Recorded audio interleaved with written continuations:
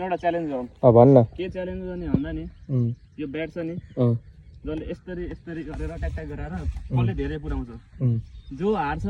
त्यसको थोरै हुन्छ त्यो हार्छ त्यसले उल्टा स्टिक हाल्नु पर्छ ल एक्सेप्टेड ओके ओके कलेज सुरु गर्ने भनेर चाहिँ हामीले रक पेपर सिजर गर्छौँ है त यहाँ धनै झगडा भएन ल रक पेपर सिजर ल तान सुरु जा ल मैले जितेँ है ल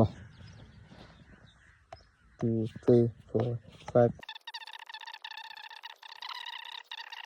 59 60 61 62 63 64